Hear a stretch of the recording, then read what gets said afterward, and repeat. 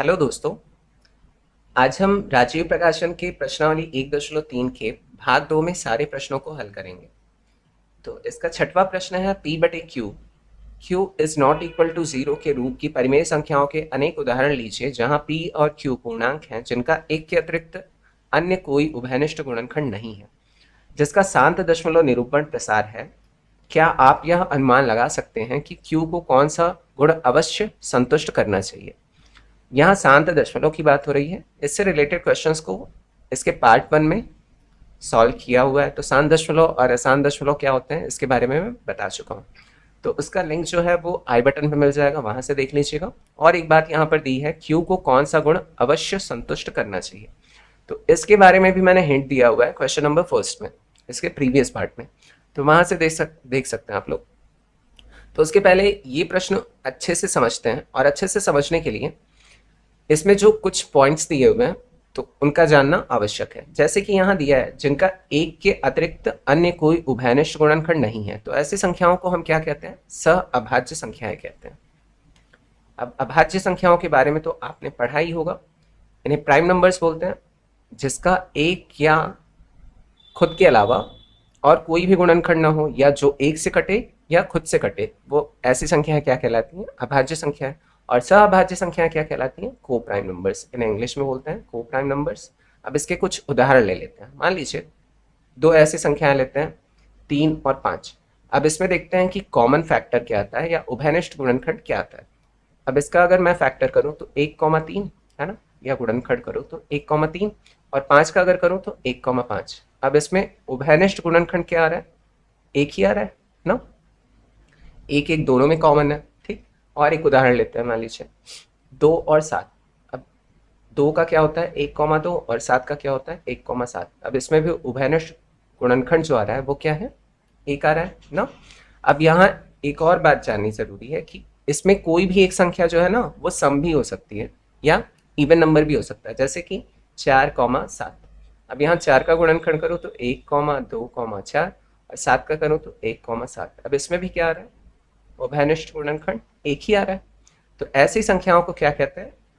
सहअभाज्य संख्याएं कहते हैं। अब इन्हें परिमेय संख्याओं के रूप में हमें लेना है, यही बोल रहे हैं ना, p बटे क्यू, और जहाँ q बराबर न हो 0 के रूप की परिमेय संख्याओं के अनेक उदाहरण लीजिए। फिर हमें दिखाना है कि ऐसा क्या कंडीशन q को, ऐसा कौन सा भाग जो है इसका संतुष्ट करता है कि वो शांत दशमलव में परिवर्तित हो जाता है। ठीक है, तो इसे हम उदाहरण लेके अच्छे से समझते हैं। चलिए,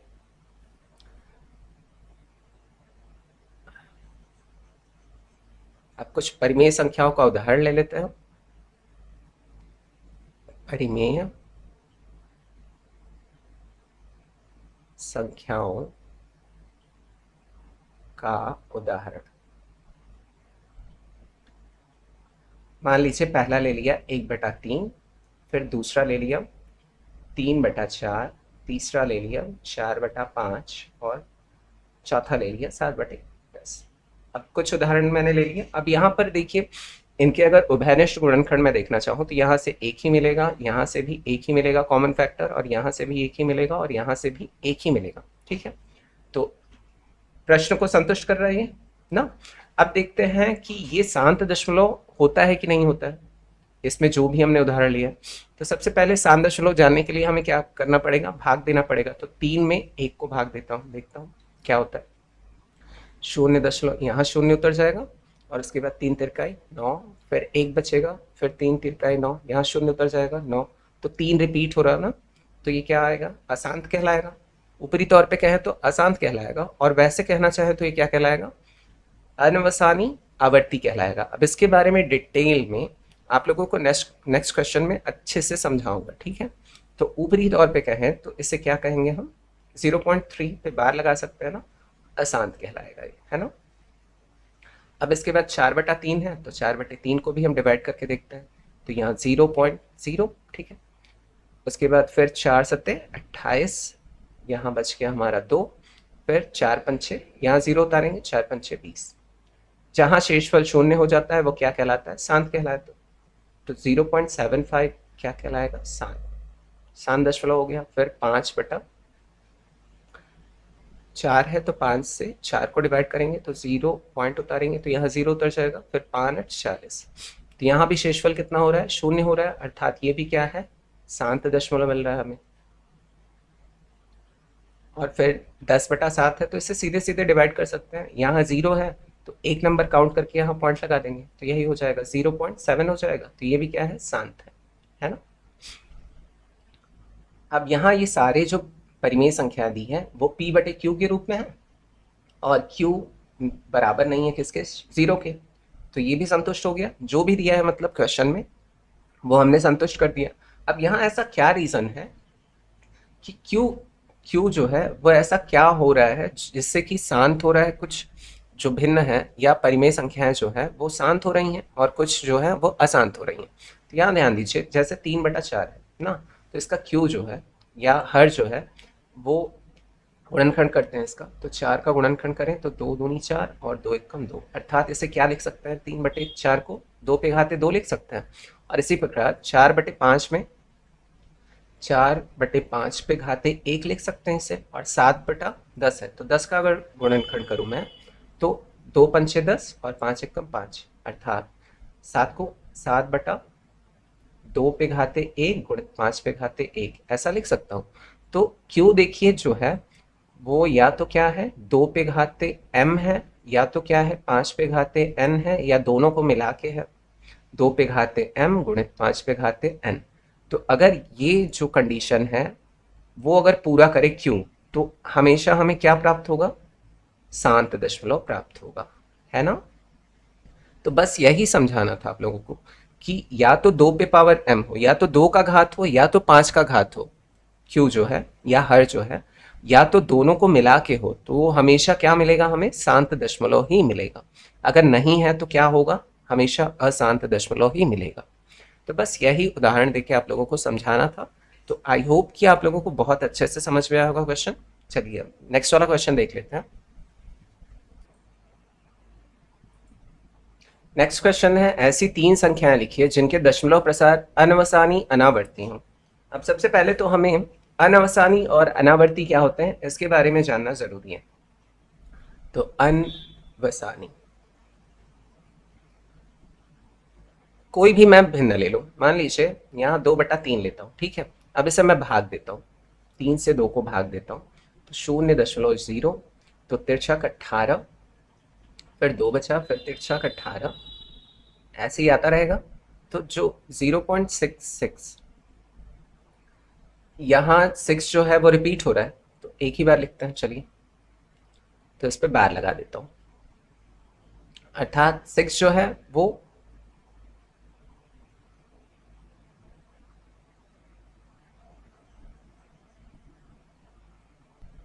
सातवां प्रश्न है, ऐसी 3 संख्याएं लिखिए जिनके दशमलव प्रसार अनवसानी अनावर्ती हैं। तो उदाहरण लिखने से पहले हमें ऐसी 3 संख्याएं लिखनी है, तो उसके पहले हमें अनवसानी और अनावर्ती क्या होती हैं इन्हें जानना आवश्यक है। यहाँ अनवसानी की पहले बात करते हैं हम, अनवसानी। अब चलिए कोई उदाहरण ले लेते हैं।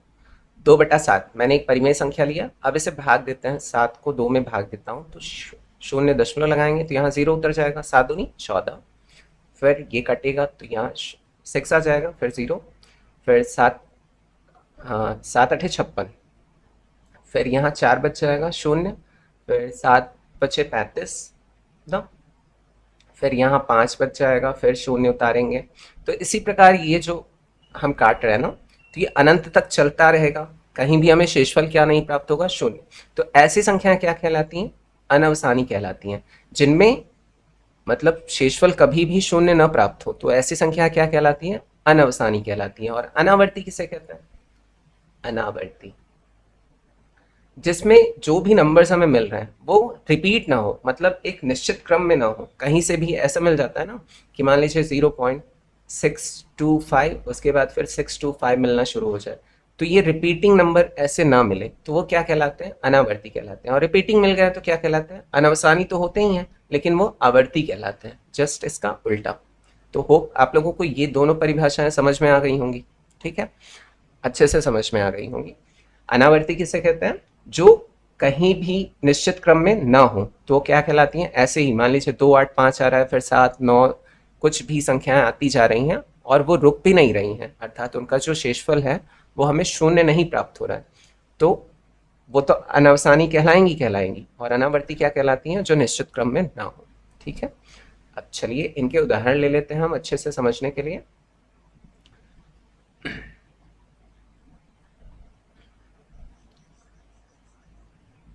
तो उदाहरण जैसे मान लीजिए, अब इसका कोई भी पैटर्न आप ले सकते हैं। देखिए मैं बनाना बता रहा हूँ कि कैसे इनका पैटर्न बनाया जाता है। ठीक है, तो 3 उदाहरण हैं,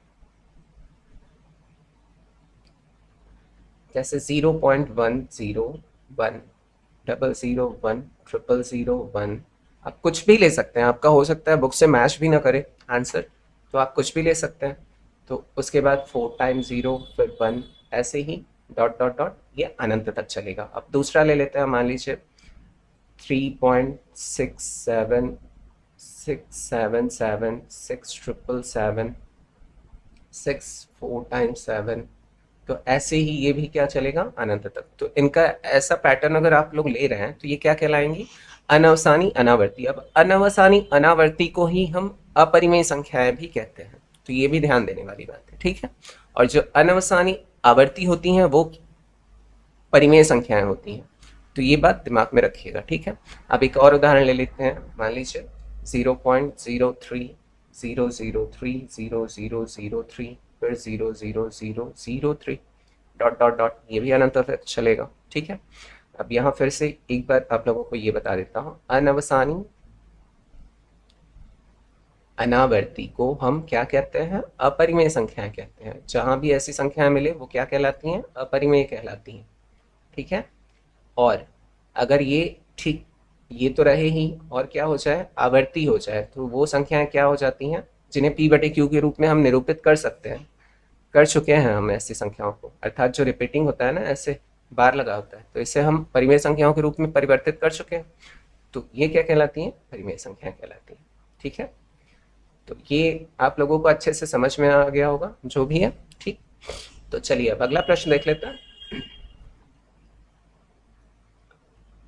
अगला प्रश्न है, परिमेय संख्याओं 5/7 और 9/11 के बीच की 3 अलग अलग अपरिमेय संख्याएं ज्ञात कीजिए। बहुत ही आसान है इसे, जैसा पिछले वीडियो में हमने किया, और सॉरी पिछले क्वेश्चन में हमने किया, सेम वैसे ही करना है। तो यहाँ पहले तो हम इसे दशमलव में परिवर्तित कर लेंगे। अब दशमलव में परिवर्तित करने के लिए हमें भाग देना पड़ेगा, है ना। तो इसमें अगर इसका भाग दूं तो ये आता है 0.714। ठीक है, या सर 7 भी ले सकते हैं। अब ये रिपीटिंग आगे चलता रहेगा। ठीक, और उसके बाद अगर 9/11 को मैं भाग दूं तो यहाँ से मुझे मिल जाएगा 0.8 और समथिंग कुछ मिल जाएगा। तो यहाँ से मुझे 0.7 मिला है और यहाँ से 0.8 मिला है। तो इनके बीच की कोई भी संख्याओं का एक निश्चित पैटर्न बना के हम क्या कर लेंगे, अपरिमेय संख्याओं को ज्ञात कर लेंगे। इसके बाद मान लीजिए मैं लेता हूँ इसे 0.75075000 फिर 750007, फिर ऐसे ही चलता रहेगा ये डॉट डॉट। अब दूसरी संख्या ले लेता हूँ 0.7670767000, फिर 767000, फिर ऐसे ये भी पैटर्न चलता रहेगा। फिर एक और उदाहरण लेता हूँ 0.80808000, फिर 8 4 टाइम्स 0। तो बस ऐसे ही पैटर्न बना के हमें ले लेना है। ये सारी संख्याएं क्या कहलाएंगी, अब देखिए 1 टाइम 0 था, फिर 2 टाइम 0 हो गया, फिर 3 टाइम 0 हो गया। ऐसे यहाँ 1 0 है, 2 0 है, फिर 3 0 है, यहाँ 1 0 है, 2 0 है, 3 0 है, 4 0 है ना। तो ऐसी संख्या अगर आप लिखेंगे तो वो क्या कहलाएंगे, अपरिमेय संख्याएं कहलाएंगी। तो कोई भी संख्या आप अपने से बना के ले सकते हैं, इनके बीच का जो भी आता हो। ठीक है, तो ज़रूरी नहीं आपके बुक से मैच ही करे वो, ये भी बात ध्यान रखना है। ठीक, तो चलिए अब अगला प्रश्न देख लेते हैं। अगला प्रश्न है, बताइए कि निम्नलिखित संख्याओं में से कौन कौन संख्याएं परिमेय और कौन कौन संख्याएं अपरिमेय हैं। अब यहाँ देखिए एक क्वेश्चन आपको ऐसा मिलेगा जो कि गलत दिया है उत्तर आपके बुक में, तो क्यों दिया है वो आपको बताता हूँ। यहाँ पहला है करणी में 23। करणी में 23 जो है वो 23 जो है भाज्य संख्या वैसे ही है, तो इसका अगर हम वो निकालना चाहे, क्या बोलते हैं, वर्गमूल निकालना चाहे, तो वो हमें अपरिमेय मिलेगा। ठीक है, अब वर्गमूल कैसे निकालते हैं किसी भी ऐसी संख्याओं का, उसके लिए मैंने एक वीडियो बनाया हुआ है। ठीक, तो उसका लिंक जो है ना वो आप लोगों को डिस्क्रिप्शन में मिल जाएगा, तो वहाँ से आप लोग एक बार ज़रूर से देखिएगा। ठीक, तो करणी में 23 क्या है, एक अपरिमेय संख्या है। इसका अगर वर्गमूल हम निकालेंगे, और वर्गमूल कैसे निकालते हैं वो आप लोगों को मैं बता चुका हूँ, डिस्क्रिप्शन में इसका लिंक मिल जाएगा, वहाँ से देखिएगा एक बार आप लोग, ठीक है। ये परिमेय है। अब इसका यहाँ कुछ नहीं है तो 2 है ना, तो इससे 225 को मैं क्या लिख सकता हूँ, 15 × 15। अब इसका जोड़े में बाहर आएगा तो बाहर आके कितना हो जाएगा, 15। तो ये क्या है, परिमेय संख्या है, तो ये हो जाएगी परिमेय संख्या। अब इसे अगर मैं भिन्न के रूप में या परिमेय संख्या के रूप में लिखना चाहूँ तो यहाँ क्या लिख सकता हूँ, 3796 कितने, 1 2 3 4, 4 नंबर के बाद 0 है, पॉइंट है सॉरी, तो 1 लिखूंगा, उसके बाद कितने 0 लगा दूंगा, 1 2 3 4। तो ये हो गया, इसे P/Q के रूप में लिख दिया, और जहाँ Q बराबर नहीं है किसके, 0 के, है ना, तो ये क्या कहलाएगा, परिमेय संख्या कहलाएगा। और उसके बाद फिर अगला है 7.478, और फिर 478 डॉट डॉट ऐसे ही रिपीट हो रहा है, तो इसे मैं कैसे लिख सकता हूँ, 7.478 के ऊपर बार लगा दो। अब अच्छा, इसे परिमेय संख्याओं के रूप में परिवर्तित कर सकते हैं ना, लेकिन आपके बुक में जो दिया है वो दिया है अपरिमेय संख्या है, जबकि ये क्या होगा, परिमेय संख्या। ऐसा ही सेम क्वेश्चन हम लोगों ने लगाया हुआ है क्वेश्चन नंबर 3 में, इसके प्रीवियस पार्ट, मतलब जो पहला पार्ट है, तो उसके क्वेश्चन नंबर 3 में हमने ऐसा लगाया हुआ है, आप लोग देखिएगा। अगर इसे मैं परिवर्तित करना चाहूँ P/Q के रूप में, तो इसका आंसर आ जाएगा 47471/999। ये P/Q के रूप में है ना, और जहाँ Q बराबर किसके नहीं है, 0 के, तो भाई ये तो परिमेय संख्या होनी चाहिए, लेकिन आपके बुक में दिया है क्या, परिमेय संख्या है, तो ये भी क्या है, परिमेय संख्या, ठीक। और ये तो देख के ही पैटर्न पता चल रहा है, पांचवा जो है वो देखते ही पता चल रहा है, 1.101, फिर 00, यहाँ 1 0 है, फिर 2 0 है, फिर 3 0 है, फिर 4 0 है, ये क्या है, अपरिमेय संख्या है। ये मैंने बता दिया आप लोगों को, अगर इस पैटर्न का कोई भी नंबर दिया होता है तो वो क्या होता है, अपरिमेय संख्या होता है, ठीक है। तो आई होप ये भी आपको अच्छे से समझ में आया होगा। तो चलिए अब अगला प्रश्न देख लेते हैं। अगला प्रश्न है, निम्न ज्ञात कीजिए। इसका पहला प्रश्न है, 2/3 और 8/9 के बीच दो अपरिमेय संख्या बतानी है। तो वैसे ही हल करेंगे जैसे पहले हमने हल किया। पहले तो इसे भिन्नों को हम दशमलव के रूप में परिवर्तित कर लेंगे, तो दशमलव में इसे परिवर्तित किया तो 0.6, यहाँ 6 जो है वो रिपीटिंग मिलेगा, लगातार आएगा, ठीक है, तो इस रूप में आएगा। और इसके बाद अगर 8/9 को मैं दशमलव रूप में लिखूँ तो ये आ जाएगा 0.88, यहाँ जो 8 है वो रिपीटिंग मिलेगा मुझे, ठीक। अब इनके बीच की कोई भी दो अपरिमेय संख्या हम लिख सकते हैं। पहला ले लेते हैं 0.68688688, ऐसे ही चलेगा। और दूसरी संख्या ले लेते हैं 0 पॉइंट, अब इसके पहले जो भी संख्या है, आप कोई भी संख्या ले सकते हैं इनके बीच की, ठीक है, जैसा मैं ले रहा हूँ वैसे ही, ज़रूरी नहीं है। तो 7 0 7 0 0, फिर 7 0 0 0, फिर 7 डॉट डॉट डॉट, ऐसे अनंत तक चलेगा, ठीक है। तो ये हो गया। अब चलिए अगला प्रश्न देखते हैं। तो यहाँ 1/9 दिया है, तो 1/9 को मैं दशमलव रूप में परिवर्तित करूँ तो ये आ जाएगा 0.11, ऐसे ही आता रहेगा। और इसके बाद ऐसे ही दिया है अगला, सॉरी अगला दिया है 7/10। क्वेश्चन में नोट करना भूल गया, 7/10 नहीं, 1/7 दिया है सॉरी। तो ये दिया है 1/7, तो इसे अगर दशमलव रूप में परिवर्तित करो तो ये आ जाएगा 0.14, ठीक है। अब इनके बीच की कोई भी, देखिए यहाँ बीच की अपरिमेय संख्या बतानी है, मतलब एक ही बतानी है, तो इनके बीच का कोई भी नंबर ले लीजिए और उसके बाद उसे बता दीजिए, 0.130300, फिर 3000, फिर 3 डॉट डॉट डॉट, ठीक, एक संख्या हमने बता दी। अब चलिए अगला प्रश्न देख लेते हैं। करनी में 3 और करनी में 5 की के बीच 3 अपरिमेय संख्या। अब यहाँ प्रश्न उठता है कि करनी में 3 और करनी में 5 का वर्गमूल कैसे निकालें, तो वैसे ही जैसे करनी में 23 का, तो इसका लिंक जो है वो डिस्क्रिप्शन में मिल जाएगा, वहाँ पर मैंने शायद करनी में 5 का निकाला है वर्गमूल, अर्थात 5 का। तो किस प्रकार से निकाला जाता है, उसे दीर्घ विभाजन विधि बोलते हैं। तो वो आप लोग देखिएगा ध्यान से, आप लोगों को समझ में आ जाएगा कि किसी भी अपरिमेय संख्या का वर्गमूल कैसे निकाला जाता है, तो आप लोग निकाल लीजिएगा, ठीक है। तो मैंने निकाला हुआ है, तो यहाँ करनी में 3 का वर्गमूल निकाला है, ये आया है 1.73, और भी आगे कुछ आया पॉइंट करके, ठीक है, 20 करके आएगा। फिर करनी में 5 का निकाला है तो ये आएगा 2.2360, ऐसे ही डॉट डॉट करके कुछ है, ठीक है। अब इनके बीच की कोई भी 3 अपरिमेय संख्या है, तो पैटर्न कैसा होगा, 1.80100100001। अब आप लोग अपने मन से कुछ भी ले सकते हैं, ज़रूरी नहीं है कि जैसा मैंने लिया है वैसे ही आप लोगों को भी लेना है। और इसके बाद फिर 1.901001001 फिर 0001 डॉट डॉट डॉट, फिर एक और ले लेते हैं 2.010010001 डॉट डॉट डॉट अनंत तक। तो ये 3 संख्याएं हो गई, इनके बीच की अपरिमेय संख्या। ठीक है, अब चलिए अगला जो प्रश्न है वो आप लोगों के लिए होमवर्क है, तो आप लोग करके बताइएगा। ऐसे पहले दशमलव रूप में लिख लेंगे, फिर इनके बीच की जो भी संख्या है हम खास पैटर्न में उन्हें लिख लेंगे। ठीक है, तो ये जो प्रश्नावली है वो समाप्त है। तो आई होप कि आप लोगों को अच्छे से समझ में आया होगा। तो जिन्होंने अभी तक सब्सक्राइब नहीं किया है चैनल को, ज़रूर से सब्सक्राइब करें और अपने दोस्तों के बीच शेयर भी करें, जो भी राजीव प्रकाशन से पढ़ रहे हैं बच्चे, तो उनकी हेल्प हो जाएगी। ठीक है, तो फिर मिलते हैं नेक्स्ट वीडियो में जल्दी ही। Take care, bye bye.